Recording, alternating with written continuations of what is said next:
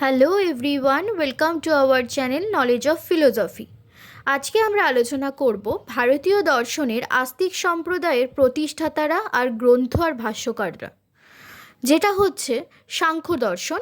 আস্তিক সম্প্রদায়ের মধ্যে একটা দর্শন, যে দর্শনের প্রতিষ্ঠাতাকে কপিল মুনি, আর প্রধান গ্রন্থ হচ্ছে ঈশ্বর কৃষ্ণ রচিত সাংখ্য কারিকা, আর প্রধান ভাষ্যকার বাচস্পতি মিশ্র। যোগ দর্শন, যোগ দর্শনের প্রতিষ্ঠাতা হচ্ছে মহর্ষি পতঞ্জলি। এর প্রধান গ্রন্থ বা মূল গ্রন্থ হচ্ছে যোগসূত্র, আর প্রধান ভাষ্যকার হচ্ছে বেদব্যাস, আর ভাষ্য গ্রন্থ হচ্ছে ব্যাস ভাষ্য। এই যোগ দর্শনকে কিন্তু তাই মহর্ষি পতঞ্জলি রচিত বলে পাতঞ্জল দর্শনও বলা হয়। ন্যায় দর্শনের প্রতিষ্ঠাতা হচ্ছে মহর্ষি গৌতম।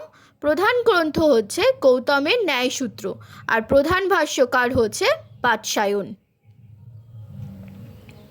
বৈশেষিক দর্শন, বৈশেষিক দর্শনের প্রতিষ্ঠাতা হচ্ছে মহর্ষি কনাদ। এর প্রধান গ্রন্থ হচ্ছে বৈশেষিক সূত্র, প্রধান ভাষ্যকার হচ্ছে প্রশস্তপাদ। আর মীমাংসা দর্শনের প্রতিষ্ঠাতা হলো মহর্ষি জৈমিনী।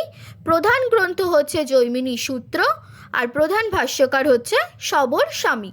বেদান্ত দর্শন, বেদান্ত দর্শনের প্রতিষ্ঠাতা হচ্ছে বাদরায়ণ।